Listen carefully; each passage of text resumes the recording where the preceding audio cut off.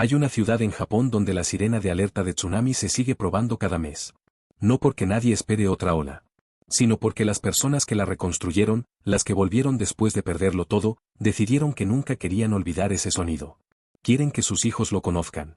Quieren que quede grabado en la memoria muscular, en el instinto, en el propio cuerpo. La sirena suena y la gente deja de hacer lo que estaba haciendo. Por un solo instante, recuerdan. Luego el sonido se desvanece. Y la vida en la ciudad reconstruida continúa. Pero el recordar, dicen ellos, es precisamente el objetivo. Imagina una costa en una mañana despejada. El mar está en calma. Tiene el aspecto de siempre. Los pescadores están en el agua antes del amanecer. Los escolares suben a pie hacia la escuela. Las persianas de los comercios se levantan en la calle del mercado. Un arrocero examina el cielo desde el borde de su campo. Todo es ordinario. Todo es exactamente lo que siempre ha sido. Y entonces, en menos de 30 minutos, todo desaparece. Japón se asienta en la intersección de 4 placas tectónicas. Ningún país en la Tierra es más sísmicamente activo. Ninguna costa absorbe más tsunamis. Ninguna montaña produce erupciones más devastadoras.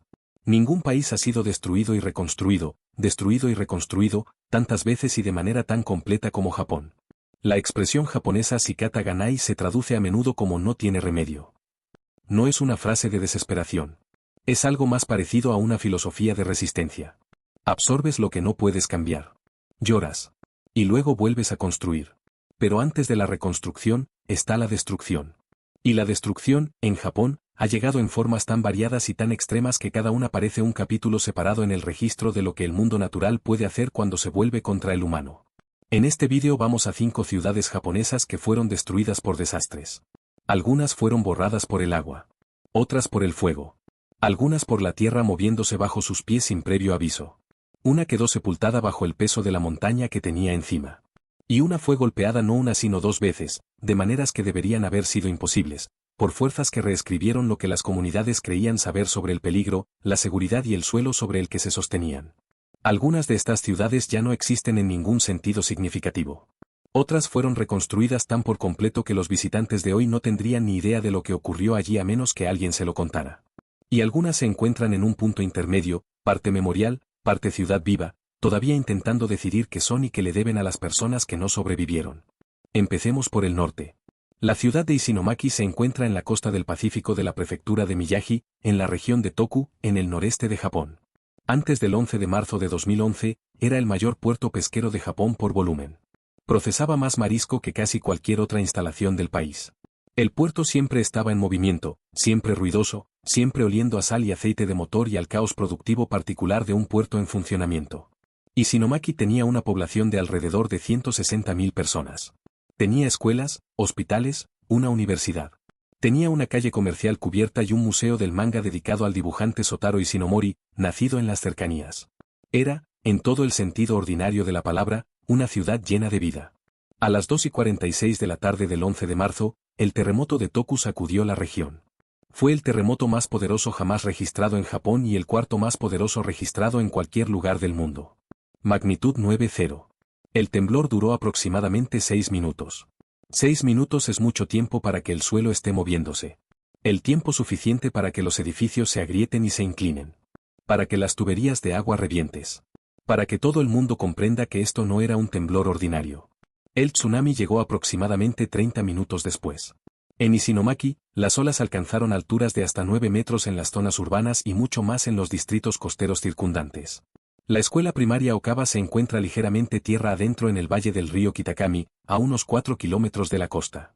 Los niños seguían en el edificio cuando golpeó el terremoto. Los maestros los reunieron en el patio y debatieron qué hacer. Justo detrás de la escuela había una colina. Niños que vivían cerca dijeron después que suplicaron que los llevaran colina arriba. Los maestros, siguiendo su protocolo de emergencia, eligieron mover a los niños hacia un terraplén de un puente. El tsunami llegó antes de que alcanzaran la seguridad. 74 de los 108 niños de la escuela murieron. 10 de los 13 maestros fallecieron junto a ellos. El desastre de la escuela primaria Okawa se convirtió en la mayor pérdida escolar de todo el tsunami de 2011 y en el objeto de una prolongada y devastadora batalla legal entre las familias supervivientes y la autoridad educativa local que duró casi una década. Más de 3.400 personas murieron en Isinomaki. La ciudad perdió casi por completo un barrio entero, el vecindario costero de Kadonobaki. El puerto pesquero que había definido la identidad y la economía de la ciudad durante generaciones quedó devastado. Las plantas procesadoras fueron destruidas. Los barcos aparecieron kilómetros tierra adentro. Hoy, Isinomaki ha sido reconstruida en gran medida. El puerto funciona de nuevo. El Museo del Manga reabrió. La calle comercial cubierta está de vuelta. Pero la población de la ciudad no ha regresado a su nivel anterior al desastre y es poco probable que lo haga. Los jóvenes que evacuaron en 2011 construyeron sus vidas en otros lugares y no regresaron. La herida demográfica que abrió el tsunami ha resultado tan duradera como la física. Y el edificio de la escuela primaria Okawa sigue en pie, preservado deliberadamente como memorial, exactamente tal y como lo dejó el agua. El techo del gimnasio se derrumbó parcialmente. Las paredes están manchadas con la línea del nivel del agua. Y en la colina directamente detrás del edificio, un camino conduce ahora a la cima. Siempre estuvo ahí. Siempre estuvo lo bastante cerca. El dolor de Isinomaki es el dolor de la proximidad. Del camino que estaba ahí y de la decisión que se alejó de él. Es el tipo de dolor que no se resuelve. Se asienta. Pero la historia de las ciudades japonesas y los desastres no comienza en 2011. Retrocedamos más. Mucho más atrás. El 1 de septiembre de 1923, el gran terremoto de Kanto golpeó el área metropolitana de Tokio con una magnitud de 7,9. Sigue considerándose uno de los terremotos más mortales de la historia registrada. Pero no fue solo el temblor lo que destruyó la ciudad. Fue lo que vino después. El terremoto golpeó al mediodía, precisamente cuando cientos de miles de hogares en Tokio y Yokohama tenían encendidos sus fogones de carbón para la comida del mediodía. Los fogones cayeron. Los incendios comenzaron. Y se desarrolló una tormenta de fuego que los bomberos, con sus tuberías de agua destrozadas por el terremoto, fueron completamente incapaces de controlar. La ciudad de Yokohama era la puerta internacional de Japón. Era una ciudad portuaria de extraordinario carácter cosmopolita, llena de casas comerciales extranjeras, hoteles de estilo occidental, compañías comerciales y residencias diplomáticas que se habían ido construyendo desde que Japón se abrió al mundo en la década de 1850. El paseo marítimo era un distrito comercial que parecía más Shanghái o Hong Kong que el resto de Japón. Yokohama tenía grandes almacenes, clubes de jazz, un hipódromo. Era la ciudad más conectada internacionalmente del país. En pocas horas después del terremoto, Yokohama estaba en llamas. Los incendios ardieron durante días. Cuando se apagaron, entre el 50 y el 60% de la ciudad había sido destruido. Aproximadamente 32.000 personas murieron solo en Yokohama, de un número total de víctimas en la región de Kanto estimado entre 140.000 y 150.000 personas. Barrios enteros que habían tardado décadas en construirse desaparecieron en una tarde. El histórico asentamiento extranjero, las casas comerciales, los grandes hoteles, todo lo que había convertido a Yokohama en el rostro del Japón moderno ante el mundo exterior, se convirtió en ceniza. En el caos que siguió, ocurrió algo que agravó el desastre con un horror de otra naturaleza.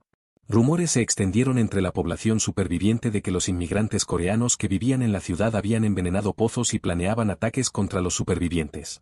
Los rumores eran falsos. Eran producto del pánico, los prejuicios existentes y el vacío de comunicación que el desastre había creado. Pero se extendieron con rapidez y violencia. Se formaron grupos de vigilantes. Residentes coreanos fueron atacados y asesinados en toda la región de Kanto en los días posteriores al terremoto. Las estimaciones de los asesinados de esta manera oscilan entre varios cientos y varios miles. El gobierno japonés nunca ha emitido una disculpa formal por este episodio, y el reconocimiento oficial del mismo sigue siendo controvertido. Yokohama fue reconstruida. Se reconstruyó con bastante rapidez y en las décadas siguientes volvió a convertirse en una de las ciudades más importantes de Japón. La Yokohama que puedes visitar hoy es grande y vibrante, con un famoso barrio chino y un paseo marítimo reconstruido. Pero casi nada de la ciudad anterior a 1923 sobrevive. La Yokohama que fue la puerta cosmopolita del Japón de la era Meiji existe ahora solo en fotografías y en los relatos de quienes la vieron arder. Algo se perdió aquel septiembre que era más que edificios. Una versión de lo que Yokohama había sido, de lo que había llegado a ser a lo largo de 70 años de conexión internacional, fue borrada en una sola tarde y nunca se reconstruyó del todo de la misma forma. Las ciudades pueden reconstruirse. Ciertos tipos de ciudades son más difíciles de recuperar. Estamos a mitad de nuestra lista. Y lo que viene a continuación es un desastre del que la mayoría de la gente fuera de Japón nunca ha oído hablar. Una ciudad que no fue golpeada por un terremoto ni por un tsunami sino por su propia montaña. La ciudad de Minamiaso se asienta en la caldera del Aso, en la prefectura de Kumamoto, en la isla de Kyushu. La palabra caldera debería darte que pensar. Aso no es simplemente un volcán. Es una de las mayores calderas volcánicas del mundo, con unos 25 kilómetros de diámetro, con una serie de picos activos que se elevan desde su centro. La caldera fue formada por una erupción catastrófica tan enorme que transformó una parte significativa de Kyushu. Esa erupción ocurrió hace aproximadamente 90.000 años. Las personas que viven en la caldera hoy están viviendo, literalmente, dentro de los restos de uno de los eventos geológicos más violentos de la historia de esta parte del planeta. Lo saben. Es simplemente donde viven. En abril de 2016, los terremotos de Kumamoto golpearon. Hubo dos eventos mayores en rápida sucesión, lo cual en sí mismo es inusual. El primero, el 14 de abril, fue de magnitud 6.2. Fue grave, dañino, aterrador. Pero el segundo evento, que golpeó el 16 de abril, fue de magnitud 7.0 y mucho más destructivo. El doble terremoto fue inesperado en esta forma. Edificios que habían sobrevivido al primer impacto cedieron ante el segundo. Las infraestructuras que habían sido debilitadas en el primer evento colapsaron en el segundo. La naturaleza secuencial del desastre multiplicó sus daños de maneras para las que las respuestas de emergencia no estaban diseñadas. En Minamiaso, el segundo terremoto desencadenó algo que amplificó la destrucción mucho más allá de lo que el temblor solo habría causado. Corrimientos de tierra. Las empinadas paredes de la caldera, ya saturadas por las lluvias recientes y sometidas ahora a un movimiento violento, cedieron en múltiples puntos. Una enorme sección de ladera sobre la ciudad se derrumbó sobre la carretera y las infraestructuras de abajo. El puente de Lazo, una estructura emblemática que llevaba décadas cruzando un desfiladero fluvial en la caldera, fue destruido por completo por un corrimiento de tierra. Simplemente dejó de existir. La carretera que conectaba Minamiaso con el resto de la caldera quedó cortada en numerosos puntos. La ciudad quedó efectivamente aislada. 50 personas murieron en los terremotos de Kumamoto en toda la región. Miles de viviendas fueron destruidas. En Minamiaso, la combinación particular del terremoto y los corrimientos de tierra dejó partes de la ciudad no solo dañadas sino fundamentalmente alteradas. El paisaje en sí había cambiado. Colinas que tenían una forma ahora tenían otra. El terreno que había sido estable se había movido. Algunos terrenos en las zonas afectadas fueron declarados permanentemente inadecuados para la reconstrucción.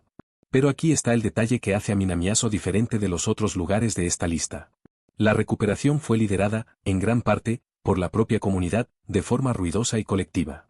En Japón, la recuperación ante desastres suele gestionarse de arriba abajo, por el gobierno nacional y prefectural con la comunidad como receptora. En Minamiaso, los grupos comunitarios se organizaron con una velocidad y energía inusuales. Presionaron al gobierno para que tomara decisiones más rápidas sobre la designación de terrenos. Crearon sus propios documentos de visión de recuperación. Debatieron pública y a veces amargamente sobre qué reconstruir y qué abandonar. Fue desordenado, lento y en ocasiones conflictivo. Pero también fue, según muchos testimonios, inusualmente honesto sobre lo que una comunidad que enfrenta la pérdida permanente de parte de su paisaje tiene que trabajar. El puente de Lazo ha sido sustituido. Las carreteras han sido en gran parte restauradas. Pero la montaña sobre Minamiaso todavía lleva las cicatrices de aquella noche de abril. La tierra desnuda de los caminos de los corrimientos de tierra es visible en las laderas. Y cuando las nubes se asientan bajas en la caldera en invierno, y los picos volcánicos de arriba están ocultos, y las paredes verdes se elevan por todos lados, comprendes tanto porque la gente siempre ha vivido dentro de esta antigua catástrofe como porque hacerlo requiere un tipo particular de valentía que no tiene nombre adecuado en ningún idioma. El siguiente lugar de nuestra lista fue destruido no una sino dos veces en dos catástrofes separadas, con décadas de diferencia. Y su segunda destrucción llegó sin ningún aviso. La ciudad de Funato se encuentra en la costa de Sanriku de la prefectura de Iwate, la misma costa dentada que el tsunami de 2011 devastaría más tarde. Pero esta historia comienza mucho antes. En 1933, un gran tsunami, conocido ahora como el tsunami Swa Sanriku, golpeó la costa de Sanriku tras un terremoto en alta mar.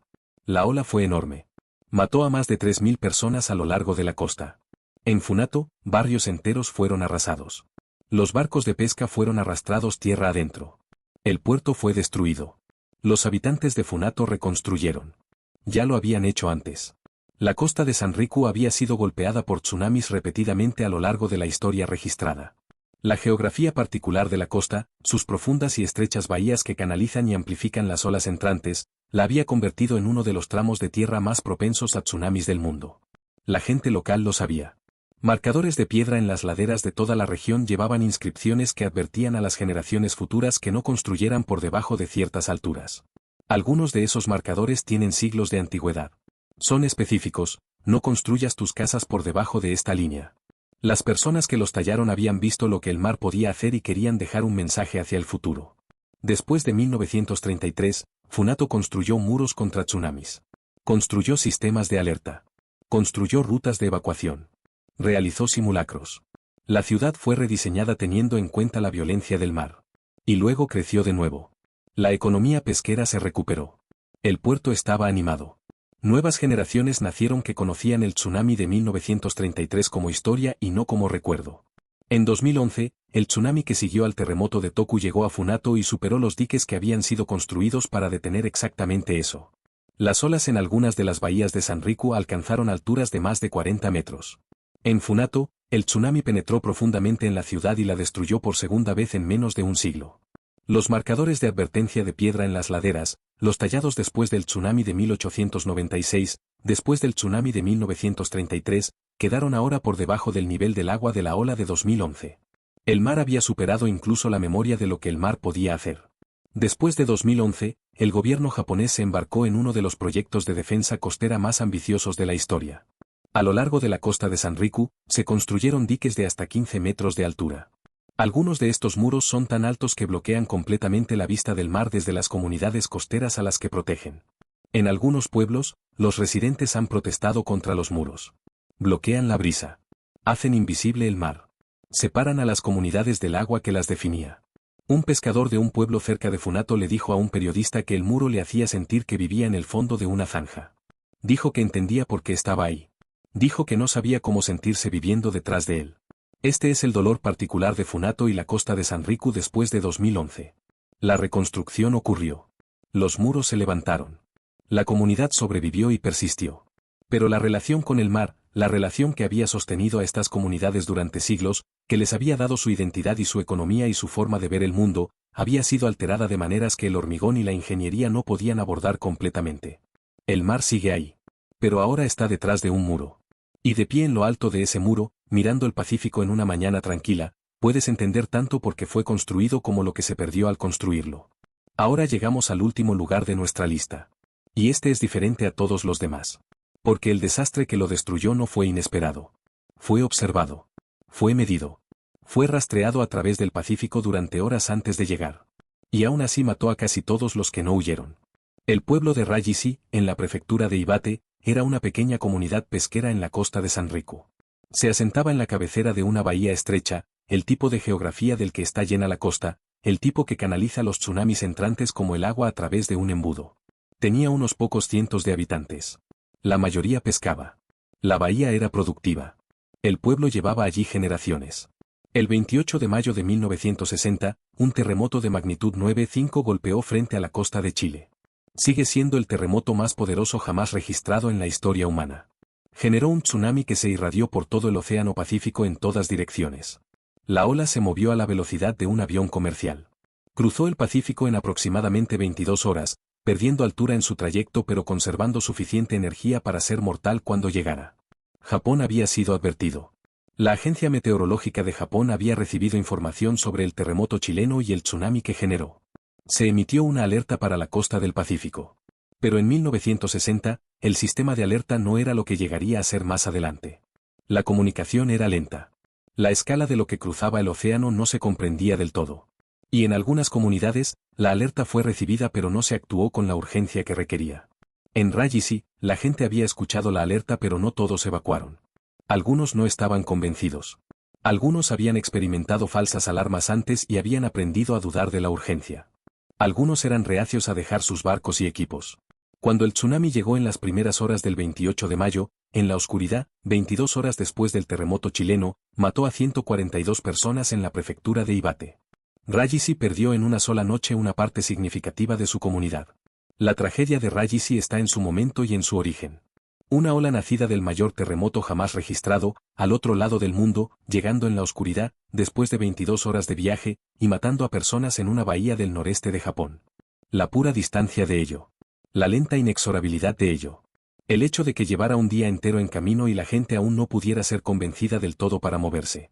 Después de 1960, Japón renovó sus sistemas de alerta de tsunamis del Pacífico.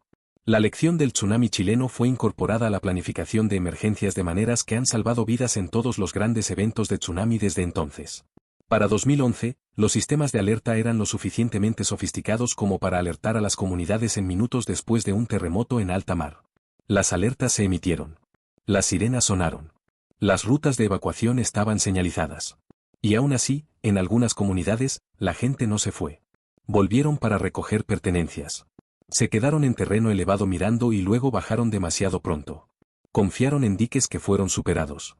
La distancia entre saber y actuar, entre entender intelectualmente que el mar viene y levantarse y alejarse de todo lo que posees, esa distancia no se cierra con la tecnología. Solo se cierra con algo mucho más difícil de construir. Japón sabe esto ahora de una manera que quizás ninguna otra nación en la Tierra lo sabe. Ha estado construyendo ese conocimiento durante siglos. En ciencias sísmicas, en alerta de tsunamis, en vigilancia volcánica, en control de inundaciones, Japón lidera el mundo.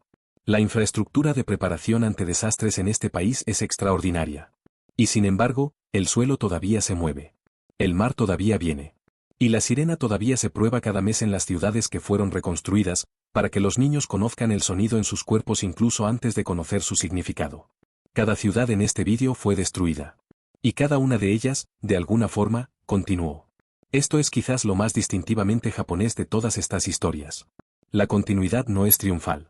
No es una narrativa de victoria. Es más silenciosa que eso. Es el reconocimiento de que el lugar donde tu familia siempre ha vivido, donde están enterrados tus abuelos, donde la bahía tiene el mismo aspecto al amanecer que en las historias que te contaron de niño, vale la pena volver aunque sepas lo que ha costado y lo que aún puede costar. Hay un concepto japonés llamado furusato.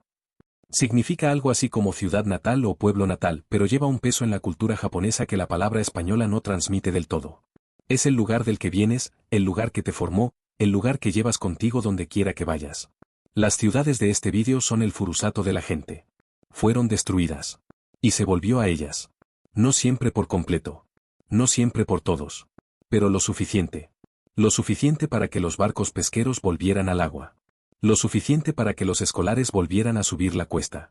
Lo suficiente para que la prueba mensual de la sirena tenga a alguien que recuerde y a alguien nuevo que la escuche por primera vez. Japón volverá a ser destruido. Eso no es una predicción. Es una certeza geológica. Las placas se moverán. El mar vendrá.